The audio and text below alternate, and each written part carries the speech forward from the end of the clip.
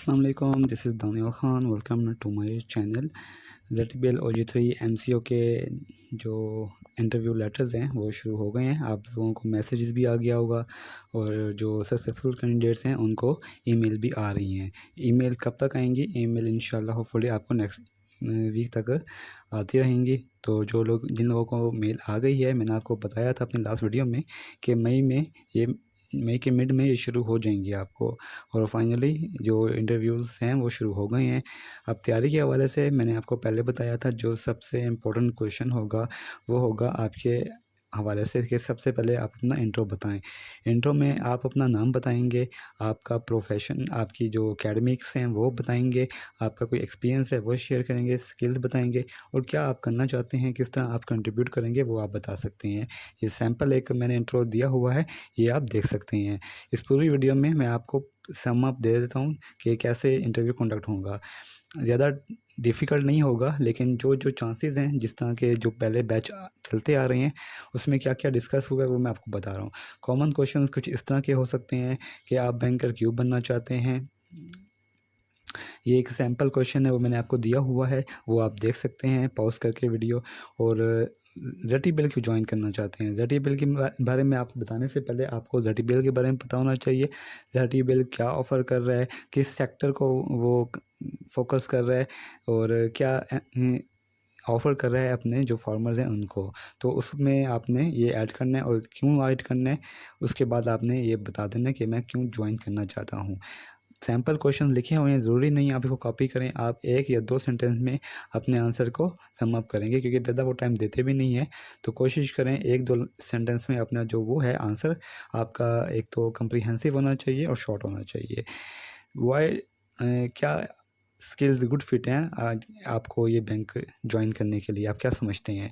तो क्या रिक्वायरमेंट्स हैं ZTBL OG3 की, एज ए बैंकर की क्या रिक्वायरमेंट्स होती हैं? तो उस रिक्वायरमेंट्स को आपने अपने जो स्किल्स हैं उसके साथ वो करना है। तो इस तरह आप जो स्किल्स हैं वो किस तरह आपकी वो हैं, गुड फिट हैं। क्या कभी आपने ऐसे कस्टमर को डील किया है जो एंग्री हो?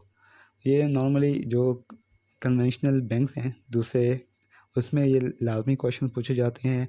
ZTBL में भी ये पूछे जा सकते हैं। तो सैम्पल क्वेश्चन मैं आपको दे रहा हूँ, मैं रिपीट नहीं करूँगा, वीडियो बहुत लंबी हो जाएगी। आप ये सैम्पल क्वेश्चन लाजमी पढ़ें और कोशिश करें इसको अपनी रिक्वायरमेंट के हिसाब से किस तरह आप इजी इसको वो कर सकते हैं।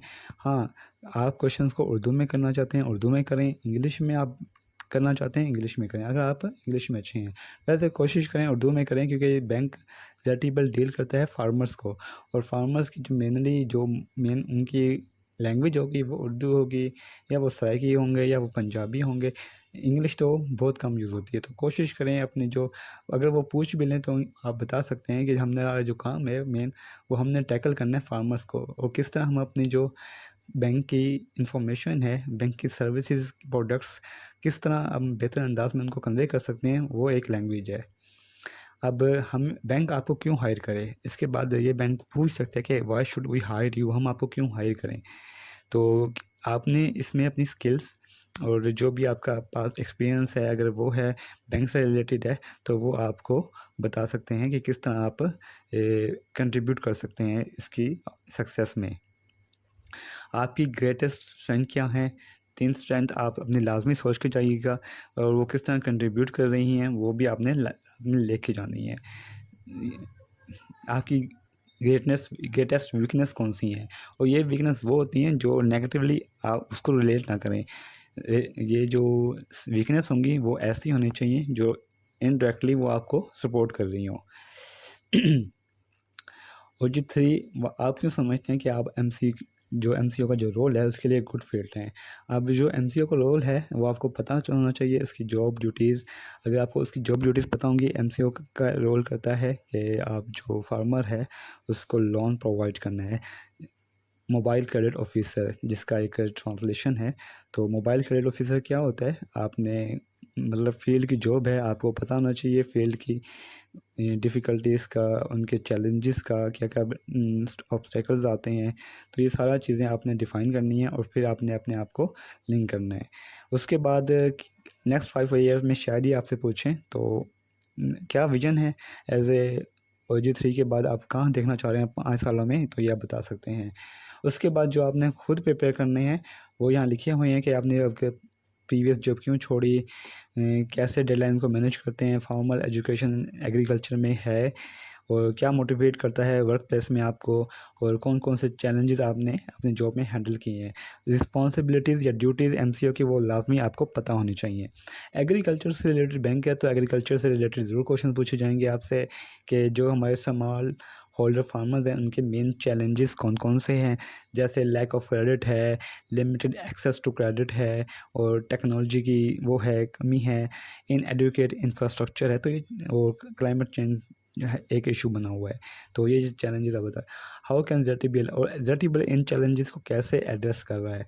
ZTBL आपको पता है टेलर्ड या कस्टमाइज फाइनेंशियल प्रोडक्ट्स ऑफर कर रहा है कस्टमर्स को उनकी ज़रूरियात के मुताबिक। तो कौन कौन से वो ऑफ़र कर रहा है, किस किस के लिए ऑफ़र कर रहा है, वो आपको लिखा हुआ है कि इंफ्रास्ट्रक्चर प्रोजेक्ट्स हैं, इरिगेशन सिस्टम है, रोड्स है, स्टोरेज फैसिलिटीज़ हैं, ताकि मार्केट एक्सेस तक फार्मर्स को पहुंचाया जाए। अच्छा जी, कौन कौन सी क्रॉप्स हैं जो पाकिस्तान में हैं वो आपने बतानी है। फिर आपसे रबी और खरीफ क्रॉप्स के बारे में भी पूछा जा सकता है। कैश क्रॉप्स कौन सी होती हैं, तो क्रॉप्स के हवाले से, इरिगेशन के हवाले से, इरिगेशन एक डिप और इरिगेशन है, कौन कौन से मेथड हैं वो आपने लाजमी पढ़ के जानी है।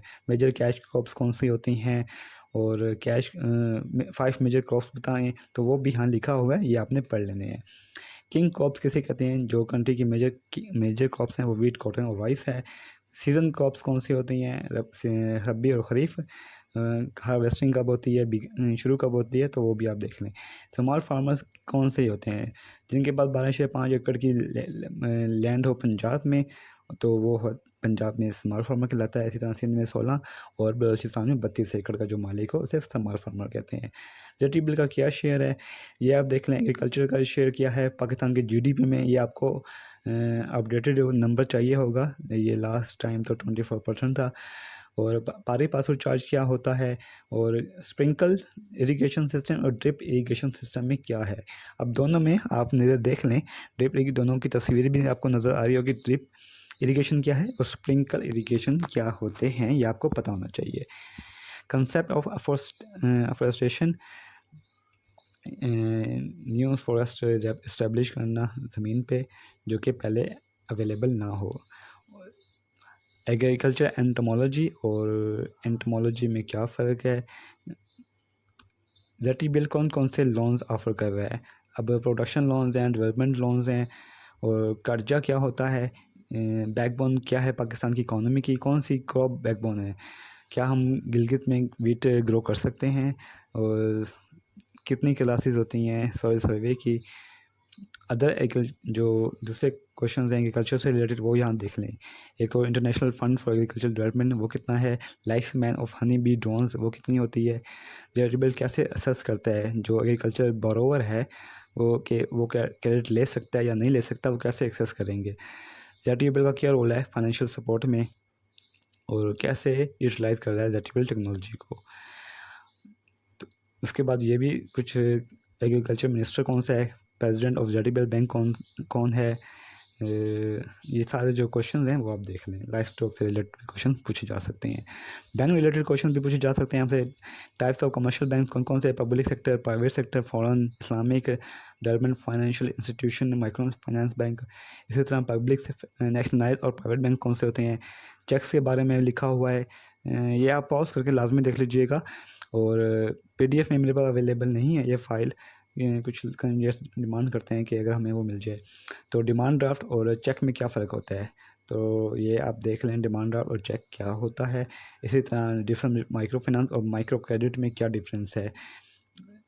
कैश रिज़र्व रेशो क्या होती है, कैश रिज़र्व रेशो क्या होती है, और कौन कौन से जो role of a commercial bank का क्या क्या रोल है पाकिस्तान की इकोनॉमी में। जो कमर्शियल बैंक्स हैं उनका पाकिस्तान की इकोनॉमी में क्या रोल है। Anti money laundering and KYC ये एक इम्पोर्टेंट कंसेप्ट है बैंक के, और जब भी आप कोई भी कस्टमर आपके बैंक में आता है तो आप उसकी केवाईसी करती हैं, नो योर कस्टमर। अब नो योर केवाईसी क्या है? आप उससे उसका नाम, उसकी आई आई मतलब डेट ऑफ बर्थ पूछेंगे, उससे पूछेंगे आप क्या करते हैं, आपका क्या बैकग्राउंड है, ये सारा केवाईसी में आता है। एंटी मनी लॉन्ड्रिंग, ये भी आपको पता होना चाहिए क्या है। चेक्स की क्या टाइप्स हैं?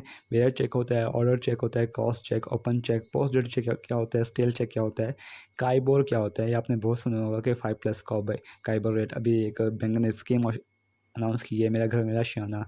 तो फर्स्ट 10 ईयर्स 5% रेट है और उसके बाद लिखा हुआ है काइबर 5+ काइबर रेट। तो काइबर क्या होता है वो आपको पता होना चाहिए। कुछ क्वेश्चंस हैं जो आपको खुद होने चाहिए याद, ये आप देख लीजिएगा पॉज करके। उसके बाद इकोनॉमिक्स से रिलेटेड भी क्वेश्चन पूछे जा सकते हैं। इन्फ्लेशन और डिफ्लेशन में क्या फ़र्क है, और जीडीपी क्या होती है किसी कंट्री की, इससे क्या मुराद है जीडीपी से। एफडीआई क्या होती हैं, और मॉनेटरी और फिस्कल पॉलिसी क्या होती है, इनमें डिफरेंस आपको पता होना चाहिए। इकोनॉमी के ये मेन 2 क्वेश्चंस हैं। और मॉनेटरी पॉलिसी के ऑब्जेक्टिव्स हैं। फिस्कल पॉलिसी किस तरह इन्फ्लुएंस करती है इकोनॉमी ग्रोथ की और स्टेबिलिटी की। इंटरेस्ट रेट और अनएम्प्लॉयमेंट रेट क्या होता है, इन दोनों, ये आपको इंटरेस्ट रेट पता भी होना चाहिए आजकल क्या इंटरेस्ट रेट चल रहा है, और अनएम्प्लॉयमेंट रेट भी आपको पता होना चाहिए, पाकिस्तान का current interest rate and unemployment rate. तो 4 टाइप्स ऑफ मनी होती हैं: flat money, community money, fiduciary and commercial bank money.